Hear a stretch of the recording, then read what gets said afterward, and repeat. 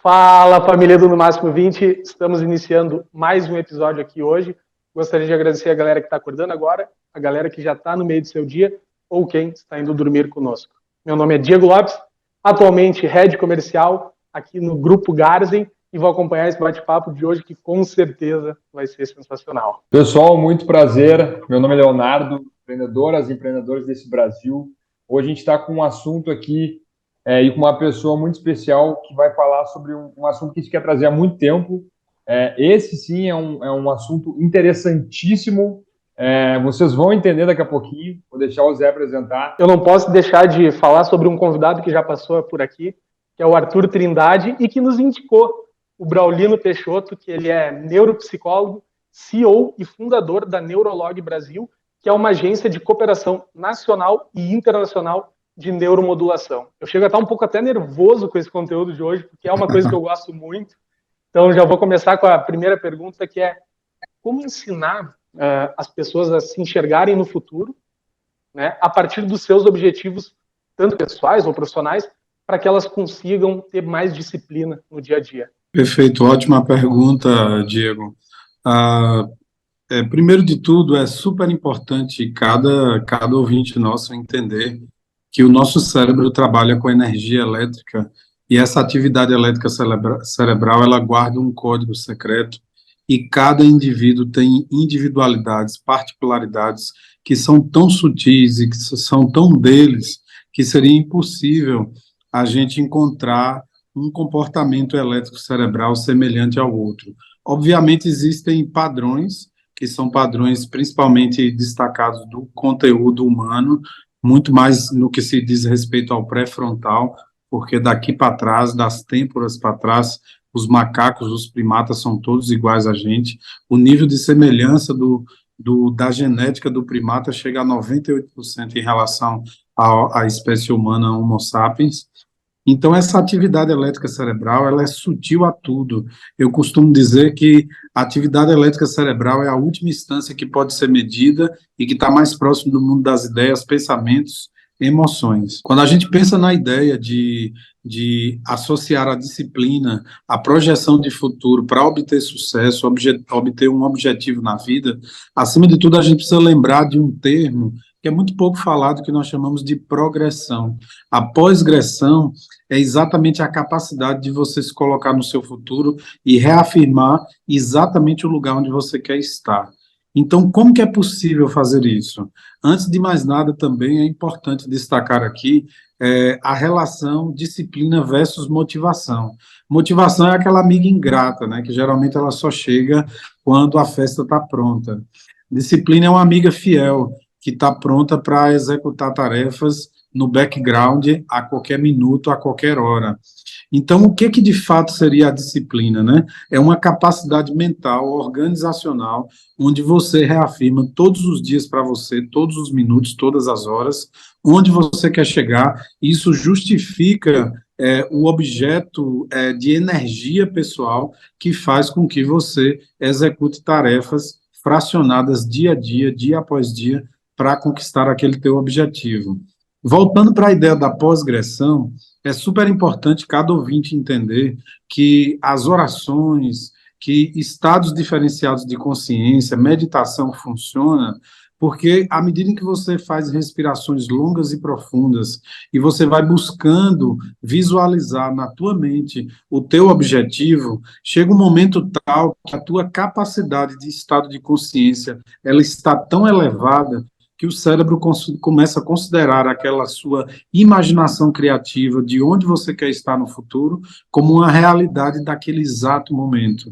Isso vai criando uma programação pessoal, uma programação individual, ao ponto de reafirmar cada vez mais para o cérebro que você precisa chegar naquele objetivo. Uma situação matemática super importante de se colocar aqui é que existe uma condição no universo que diz que todos os teus sonhos sempre terão uma força contrária inversamente proporcional. Se o teu sonho é grande, você terá uma força contrária inversamente proporcional. Há quem diga que isso acontece justamente para que o universo consiga entender que aquele teu desejo é realmente o que tu quer.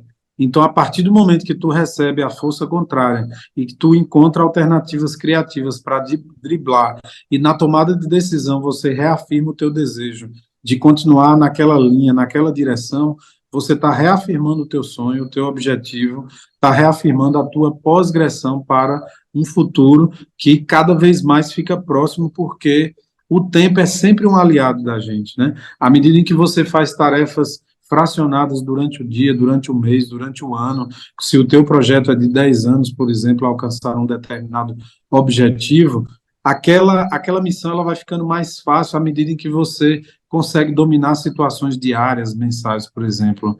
E o cérebro gosta muito desse processo fracionado, porque tudo que diz respeito à continuidade, a ritmo, a pace, é uma lógica que o cérebro tende a acompanhar.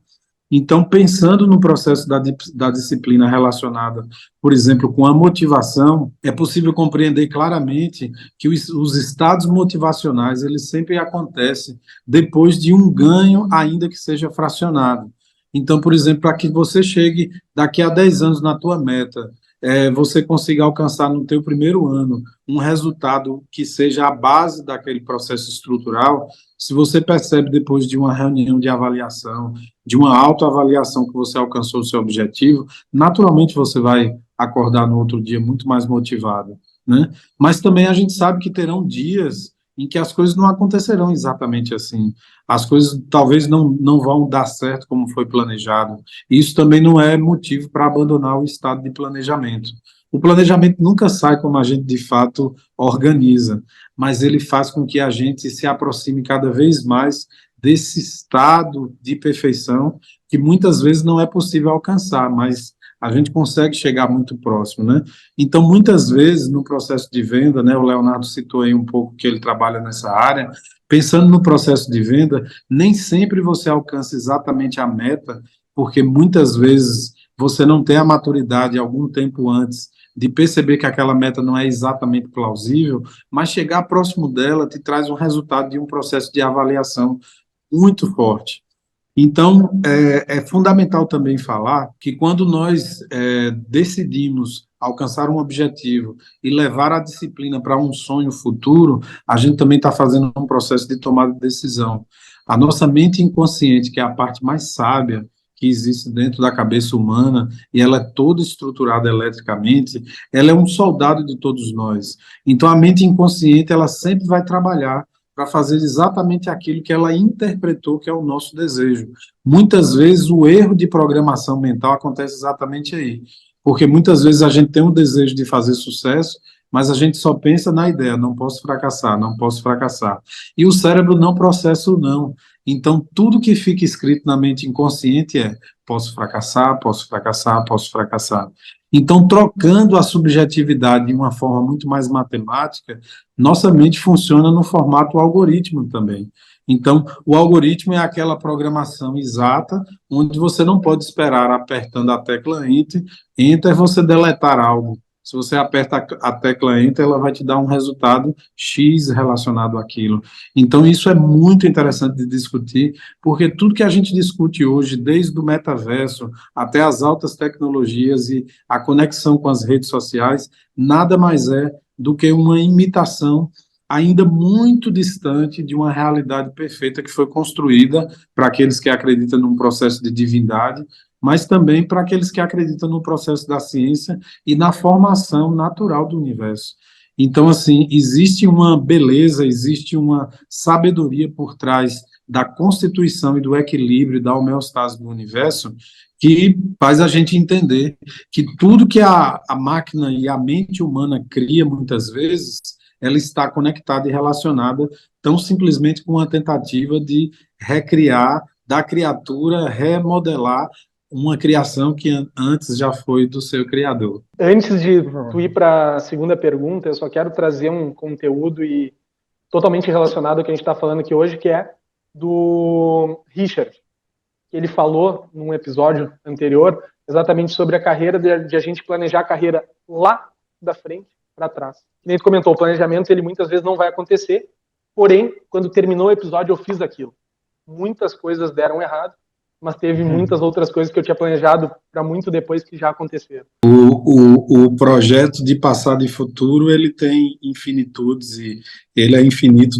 O tempo, na verdade, ele é infinito tanto para frente quanto para trás. Em relação a propósito e disciplina, como é que a gente pode explicar essas grandes mentes que a gente tem hoje no mundo, como, vamos lá, Elon Musk? Eu já vi o pessoal falando que a vida dessas pessoas é monótona em relação ao dia a dia, porque são trabalhos simples que vão sendo feitos todos os dias para a pessoa crescer. Né? Se fizesse um filme disso, seria um filme muito chato, que o pessoal dormiria nos primeiros 5 minutos. Mas como é que é a tua percepção em relação a isso? O que esses caras são o que eles são? Perfeita a ideia. Todos nós, em algum momento, Leonardo, sonhamos em constituir uma ideia notável, uma ideia singular e, se possível, atemporal. A grande questão é que a gente se choca muitas vezes com a força contrária. Quem pode realmente quebrar esse processo? É possível quebrar esse processo pela persistência. Todos esses indivíduos que você traz como exemplos de sucesso, de mentes brilhantes, eles também têm históricos na vida deles, de situações que eles precisaram crescer na adversidade, precisaram garantir um processo de resiliência. Muitas vezes, quando a gente conhece alguém que estoura na mídia, a gente tem a impressão que aquele processo aconteceu assim, de forma mágica, de forma natural, e muitas vezes não é divulgado com muita clareza o background que levou o sujeito a constituir aquilo. Eis que quando a gente vai buscar na história e no comportamento dessas pessoas, é possível destacar algumas características que eu acho super importante destacar aqui por um motivo muito simples. Todas elas podem ser aprendidas. Né? Hoje, por exemplo, eu vi uma publicação do Joel J, onde ele colocava assim, o sucesso é treinável. Olha que coisa bacana. Então, quando a gente vai buscar na história, por exemplo, na história da Organização das Nações Unidas, existe um curso para desenvolver e aprender características empreendedoras. Essas características são absurdamente simples. A gente já falou de algumas delas aqui hoje. Criatividade, planejamento, persistência, rede de contatos, capacidade de correr riscos calculados.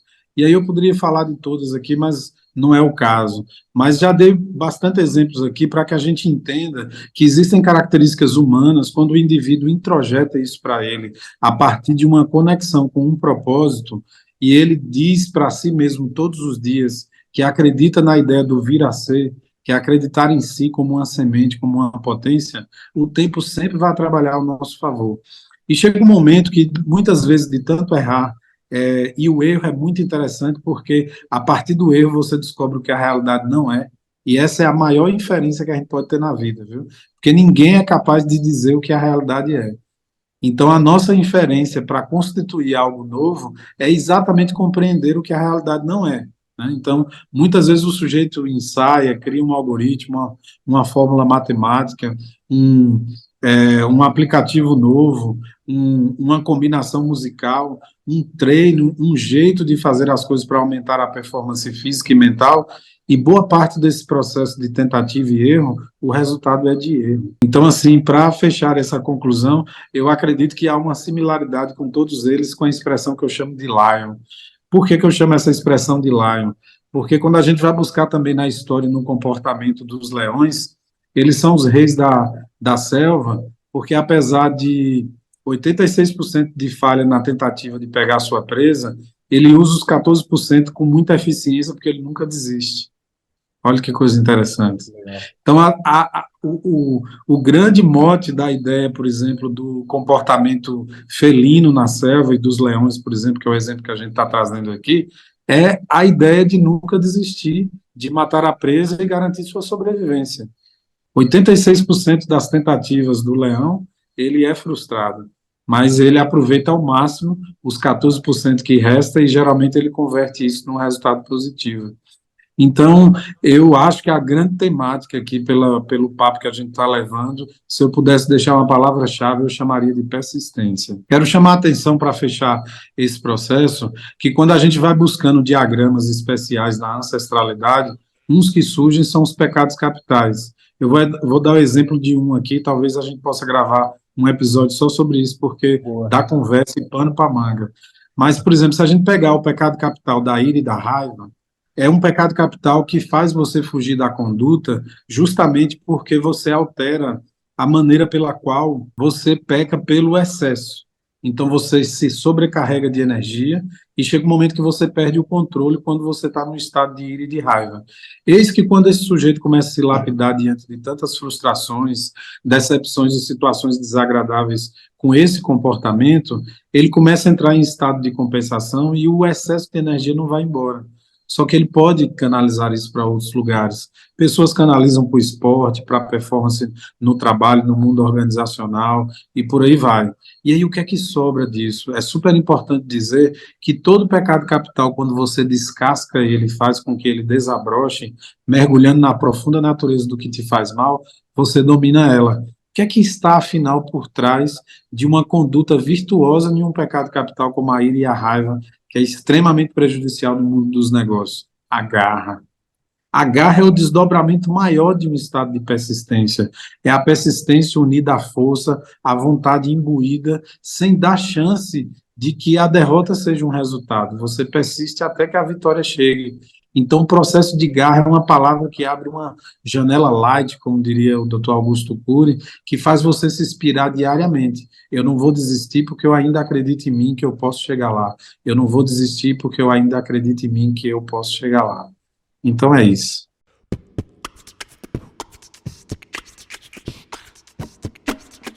Sensacional. E a gente ainda tem um minutinho aqui, né, Léo? Que a gente guarda sempre para dica. Sei que já deu várias dicas aí no meio do podcast, mas se tiver uma dica final aí, seja profissional ou pessoal, para quem está nos ouvindo. Eu confesso a vocês que eu tenho me sentido muito influenciado por um livro que discute uma lógica que eu acho que é a terceira grande instância de iluminação humana no que diz respeito à evolução cognitiva. Nós já fomos dominados na Revolução Industrial muito pelo QI, que é o coeficiente de inteligência. Passamos por uma lógica com o nascimento das redes sociais pelo QE, pelo coeficiente de inteligência emocional, e o mundo organizacional ainda está muito fixado, muito idolatrado a partir disso. E aí agora nasce um conceito que eu confesso que é o que tem mais me influenciado nos tempos atuais, e eu quero deixar essa dica para todos que nos ouvem, que é o QS, que é o coeficiente espiritual. E não quero falar de religião. Eu quero falar que o coeficiente espiritual é uma busca incessante para você encontrar o seu propósito na vida. Quando você encontra o seu propósito na vida, é como se encontrasse a luva perfeita para vestir sua mão. Tudo se encaixa e as coisas começam a fluir com naturalidade. Ou seja, aquela velha história, né? Quem trabalha com o que gosta nunca trabalha. Na verdade, é uma instância que vai lhe embebedando de prazer diariamente. Então, o QS é a próxima condição da evolução espiritual. Então, isso é talvez um dos conteúdos que eu gostaria de trazer assim. E isso nos traz uma evidência muito bacana de algumas coisas que são matemáticas no mundo da subjetividade. Vocês já devem ter percebido que eu gosto muito dessa lógica de tornar o subjetivo objetivo e, se possível, até matemático. Então, algumas dicas fundamentais. Quem antevê tem poder. O grande elemento da surpresa sempre foi as grandes armas para ganhar as maiores guerras, sejam guerras comerciais, guerras civis e por aí vai. Então, quando você é pego de surpresa, 50% da derrota já está garantida para o teu lado. Mas se você tem a capacidade de antever determinadas condições, você consegue chegar lá com muito mais resultado. Então, fixa isso aí, nossos ouvintes. Quem antevê tem poder.